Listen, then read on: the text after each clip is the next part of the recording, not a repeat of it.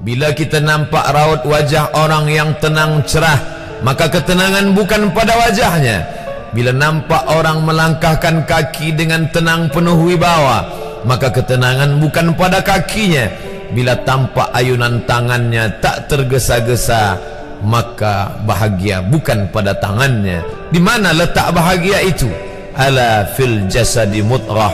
Ketahuilah dalam jasad ada segumpal, ada sekepal, ada sesuap. Idza salahat salahal jasadu kulluh.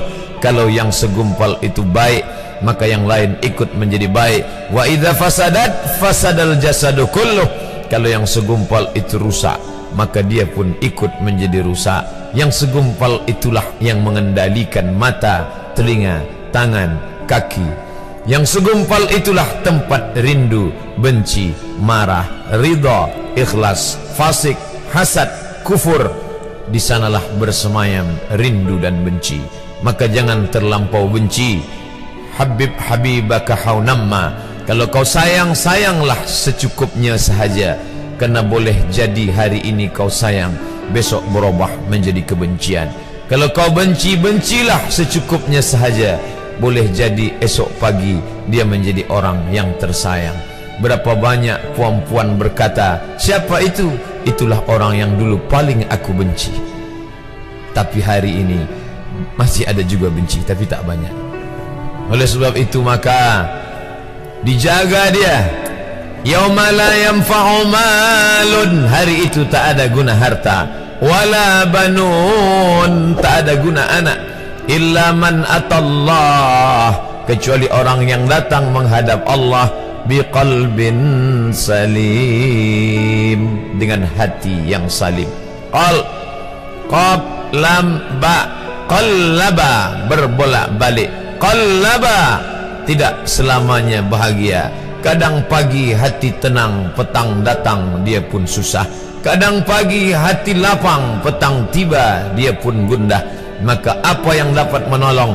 Ala bizikrillah, ketahuilah dengan banyak menyebut mengingat Allah, tatmainnul qulub, maka hati akan menjadi lapang. Qalbul mu'min baina asabi'ir rahman, hati orang beriman berada di antara jari jemari kuasa Rahman. Kalau dia hendak, dia balikkan yang senang menjadi susah.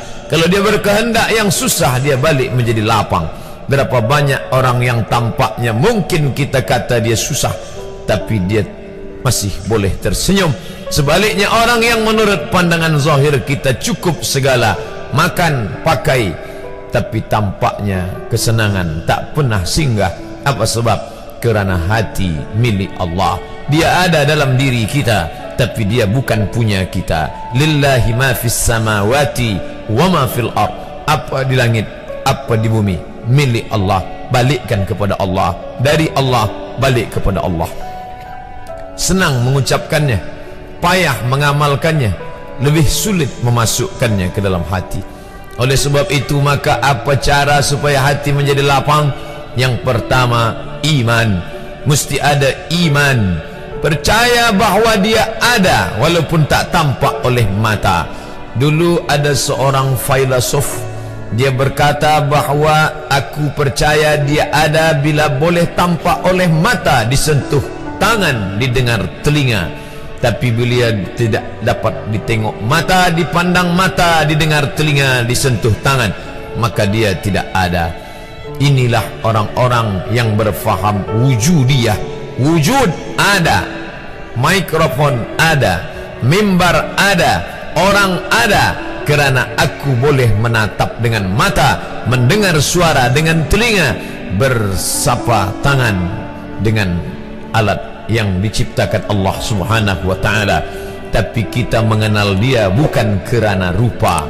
Bahkan bila kita pejam mata nampak berbagai macam rupa, itukah dia? Bukan. Walam yakul lahu kufuwan ahad. Bila kita pandang tengah malam tampak bermacam warna rupa, itukah dia?